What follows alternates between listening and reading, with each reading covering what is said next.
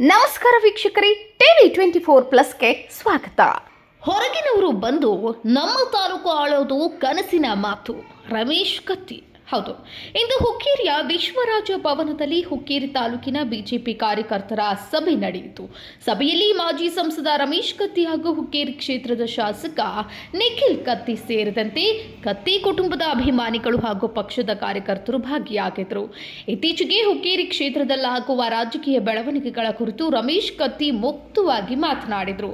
ಹುಕ್ಕೇರಿ ತಾಲೂಕಿನಲ್ಲಿ ಯಾರಿಗೂ ನಾವು ಬರಲು ಬಿಡಲ್ಲ ಎಂದು ಜನಸ್ತೋಮದ ಮುಂದೆಯೇ ಹೇಳಿದರು. ನಾವು ಕಾಕ ಮಗ ಅಂದ್ರೆ ಚಿಕ್ಕಪ್ಪ ಹಾಗೂ ಮಗ ನಿಖಿಲ್ ಕತ್ತಿ ಗಟ್ಟಿಯಾಗಿದ್ದೇವೆ. ಜೊತೆಗೆ ಪೃಥ್ವಿ ಹಾಗೂ ಪವನ್ ಕತ್ತಿ ಸಹ ಜೊತೆಗಿದ್ದಾರೆ. ನಾವು 4 ಜನ 4 ದಿಕ್ಕಿಗೆ ಇರುತ್ತೇವೆ. ನಿಮ್ಮ ಮನೆಯ ಹೊಸ್ತಿಲ ಸೇವೆ ಮಾಡಲು ನಾವು 4 ಜನ ಗಟ್ಟಿಯಾಗಿದ್ದೇವೆ. ಹೊರಗಿನವರಿಗೆ ನಮ್ಮ ತಾಲೂಕಿನಲ್ಲಿ ಬರುವ ತಾಕತ್ತೂ ಇಲ್ಲ, ಬರಲು ಬಿಡೋದೂ ಇಲ್ಲ. ಬರಲು ಬಿಡೋದು ಬೇಡ ಎಂದು ಮಾರ್ಮಿಕವಾಗಿ ತಮ್ಮ ರಾಜಕೀಯ ವಿರೋಧಿಗಳ ವಿರುದ್ಧ ರಮೇಶ್ ಕತ್ತಿ ಹರಿಹಾಯ್ದರು. ಹೊರಗಿನವರು ಬಂದು ಈ ತಾಲೂಕು ಆಳುತ್ತೇವೆ ಎಂದುಕೊಂಡಿದ್ರೆ ಅದನ್ನ ತಲೆಯಿಂದ ತೆಗೆಯಿರಿ ಎಂದು ಈ ಸಂದರ್ಭದಲ್ಲಿ ಹೇಳುತ್ತೇನೆ ಎಂದು ವಿರೋಧಿಗಳಿಗೆ ನೇರವಾಗಿಯೇ ರಮೇಶ್ ಕತ್ತಿ ಎಚ್ಚರಿಕೆ ನೀಡಿದರು.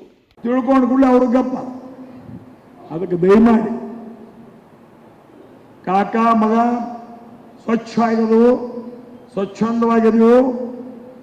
ನಿಮ್ಮ ಮನಿ ಹಾಸ್ಟೆಲ್ ಸೇವಾ ಮಾಡಕ್ ನಾವು 4 ಮಂದಿ ಗಟ್ಟಿದೀವು. ಯಾರು ಅದ್ರ ಬಗ್ಗೆ ತಲೆ ಕೆಡಿಸ್ಕೊಳಕ್ ಹೋಗಬೇಡ್ರಿ. ಹೊರಗಿನವ್ರು ಯಾರು ಈ ನಮ್ಮ ತಾಲೂಕಿನ ಬರೋ ತಾಕತ್ತು ಇಲ್ಲ, ಬರುದು ಇಲ್ಲ, ಬಿಡುದು ಬೇಡ ಅನ್ನೋ ಮಾತನ್ನು ಸಹಿತ ಇದೇ ಸಂದರ್ಭದಲ್ಲಿ ನಾವು ಹೇಳಲಿಕ್ಕೆ ಇಚ್ಛೆ ಪಡ್ತಾ ಇದ್ದೇನೆ. ಆದ್ರೆ ಬಹುಶಃ ಬರುವಂತ ದಿನಮಾನಗಳಲ್ಲಿ ತಾಲೂಕಿನ ಜನ ಬಹಳ ಪ್ರಬುದ್ಧರದಾರ, ಸೂಕ್ಷ್ಮವಾದಿಗಳದಾರ, ವಿಚಾರವಂತರದಾರ ಮತ್ತು ತಿಳಿದು ಹೆಜ್ಜೆ ಇಡ್ತಾರೆ. ನಾ ತಪ್ಪಿದಿ ಮಗನ ಸಾಹುಕಾರದ ನನಗೂ ಹೇಳ್ತಾರ, ಅಥವಾ ಅವ್ರು ತಪ್ಪಿದ್ರೆ ಅವ್ರಿಗೂ ಹೇಳ್ಕೊತಾರ.